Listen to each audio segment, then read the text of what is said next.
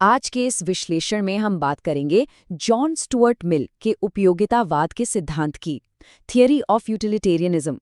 आधुनिक राजनीतिक और नैतिक दर्शन का ये वो ढांचा है जिसने सही और गलत को देखने का पूरा नजरिया ही बदल दिया। मिल ने अपनी किताब यूटिलिटेरियनिज्म में इसे बहुत गहराई से समझाया है। तो चलिए बिना किसी देरी के सीधे इस विषय में उतरते हैं और समझते हैं कि ये काम कैसे करता है।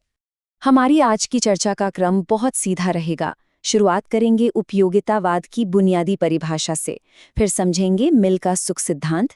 इसके बाद जेरेमी बेंथम और मिल के विचारों की आमने सामने तुलना करेंगे और आखिर में इस सिद्धांत की कुछ जरूरी आलोचनाओं और आज के समय में इसकी प्रासंगिकता पर भी बात करेंगे।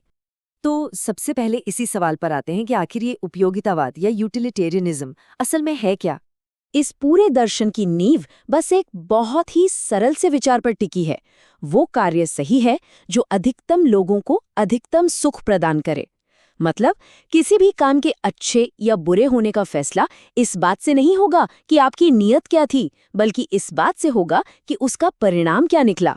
अगर किसी काम से समाज के ज्यादातर लोगों को खुशी मिल रही है तो दार्शनिक नजरिए से वो काम बिल्कुल नैतिक है, एकदम सही है। अब यहाँ एक शब्द बार बार आता है, उपयोगिता या यूटिलिटी। मिल का पूरा ढांचा इसी पर टिका है। यहाँ उपयोगिता का मतलब सिर्फ किसी चीज के इस्तेमाल से नहीं है, बल्कि ये किसी भी कार्य का वो गुण है जो सुख को बढ़ाए और दुख को कम करे।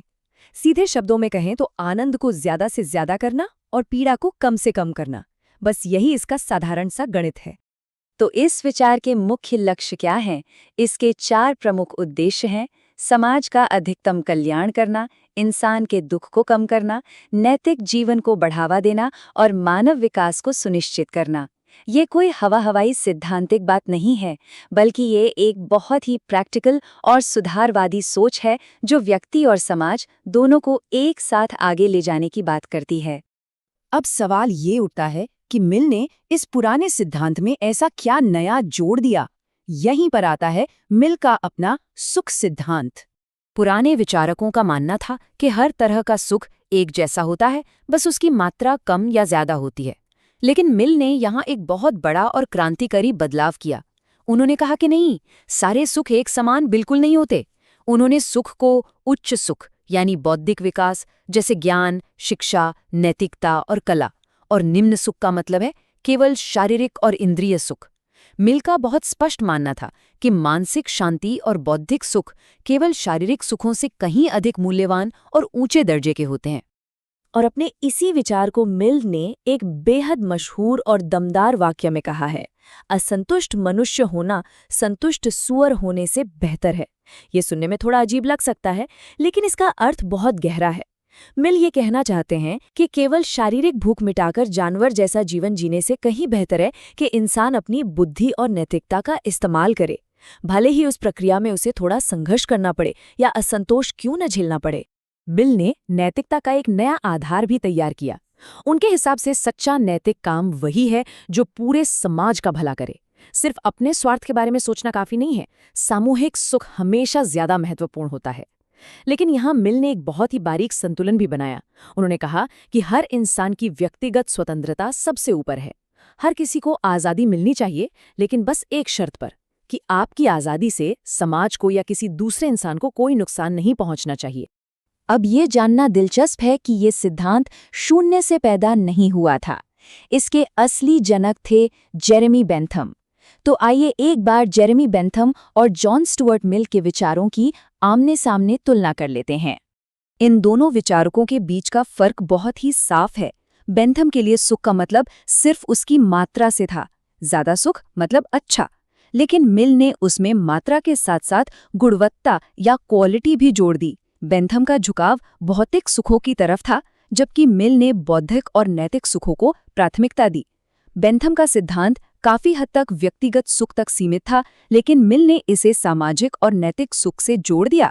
कुल मिलाकर कहें तो जहां बेंथम का उपयोगितावाद एक सीधे साधे गणितीय फॉर्मूले जैसा था, मिल ने उसे एक विकसित और कहीं ज्यादा मानवीय रूप दे दिया। जाहिर है, कोई भी दर्शन पूरी तरह से परफेक्ट नहीं होता और आलोचनाओं से अछूता भी नहीं रहता। तो इस सिद्धांत की कुछ प्रमुख आलोचनाओं पर भी एक निष्पक्ष नजर डालना जरूरी है। इस सिद्धांत में कुछ बहुत ही व्यावहारिक कमियां देखी गई हैं। पहली बात, सुख और दुख जैसी भावनाओं को मापने का कोई थर्मामीटर या गणितीय पैमाना तो होता नहीं है, तो इसे नापेंगे कैसे? दूसरी और शायद सबसे गंभीर आलोचना ये है कि अधिकतम लोगों के सुख की इस अंधी दौड़ में कई बार बहुसंख्यकों के फायदे के लिए अल्पसंख्यकों के अधिकारों को पूरी तरह से कुचला जा सकता है। तीसरा संकट नैतिकता का है। कभी-कभी उपयोगिता के नाम पर गलत कामों को भी ये कहकर सही ठहराया जा सकता है कि इससे बहुत सारे लोगों का भला हो रहा है। और अंत में आदर्शवादी विचारक मानते हैं कि इंसान कोई रोबोट नहीं है जो हमेशा सिर्फ सुख पाने के लिए ही काम करे। कर्तव्य, प्रेम और बलिदान जैसी चीजें भी इंसान के फैसलों को चलाती हैं। इन तमाम आलोचनाओं को समझने के बाद अब समय आ गया है कि हम इस पूरी चर्चा को समेटें और देखें कि इसका असली निष्कर्ष क्या निकलता है। निष्कर्ष के तौर पर हम ये कह सकते हैं कि जॉन स्टुअर्ट मिल ने उपयोगितावाद के कठोर और गणितीय ढांचे को एक बहुत ही मानवीय और नैतिक गहराई दी है। उन्होंने ये साबित किया कि केवल बुनियादी शारीरिक संतुष्टि ही हमारे जीवन का असली उद्देश्य नहीं हो सकती। मानसिक और बौद्धिक विकास भी उतना ही जरूरी है। उनका सबसे बड़ा योगदान यही रहा कि उन्होंने एक व्यक्ति की आज़ादी और पूरे समाज की भलाई के बीच एक बहुत ही शानदार संतुलन बनाने की सफल कोशिश की। इस विश्लेषण को खत्म करने से पहले एक सवाल है जिस पर हम सभी को सोचना चाहिए। क्या किसी काम को सच में नैतिक माना जा सकता है अगर बहुत सारे लोगों की खुशी के लिए किसी छोटे समूह या अल्पसंख्यक को भारी कष्ट सहना पड़े? मानव सुख को मापने और नैतिकता को तय करने की इस कोशिश में कुछ सीमाएं तो जरूर हैं। ये एक ऐसा सवाल है जो हमारे आज के लोकतांत्रिक समाजों में भी उतनी ही गूंज रखता है और इस पर गहराई से विचार किया जाना चाहिए। इस विश्लेषण में हमारे साथ जुड़ने के लिए बहुत बहुत धन्यवाद।